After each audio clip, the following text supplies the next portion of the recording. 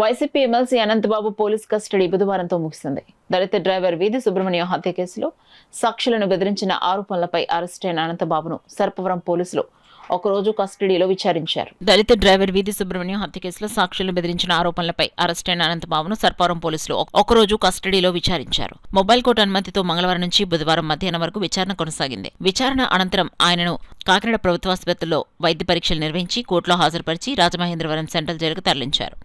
ఈ సందర్భంగా విచారణ అధికారి సర్పవరం సీఐ చెన్నకేశవ్ మాట్లాడుతూ విచారణలో 47 ప్రశ్నలు అడిగిన అనంతబాబు సమాధానం ఇవ్వలేదన్నారు.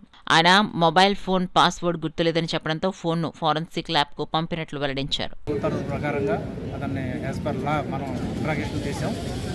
అయినా కానీ అతను ఈ సెల్ ఫోన్లో ఉన్న ఇన్ఫర్మేషన్ గురించి కానీ ఈ సాక్షుల్ని బెదిరించిన కుట్రలో పాల్గొన్న వ్యక్తుల గురించి కానీ తన యొక్క పార్టిసిపేషన్ గురించి కానీ మనం అడిగిన ఏ క్వశ్చన్కి కూడా అతను స్ట్రైట్గా సమాధానం చెప్పలేదు.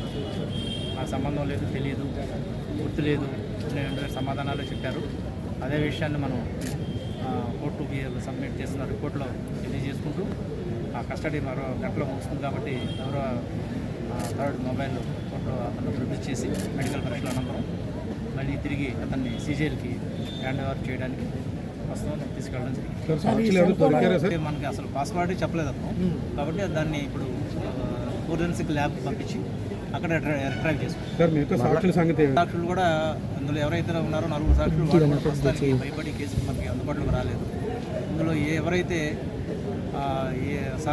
LW4 అంటే సాక్షి 4వ సాక్షి ఉన్నాడో అతను ఇచ్చిన కంప్లైంట్ మీద తిరిగి ఈ కేసులో SC/ST అట్రాసిటీస్ సెక్షన్ కూడా యాడ్ చేయడం జరిగింది. అతను చెప్పే ఉద్దేశంలో లేవు. మరి తర్వాత ఏం చేద్దాం? మిగతా ఎవిడెన్స్ ఏదైతే ఉందో మిగతా ఎవిడెన్స్ని బేస్ చేసుకొని కేసు ముందుకెళ్తాం.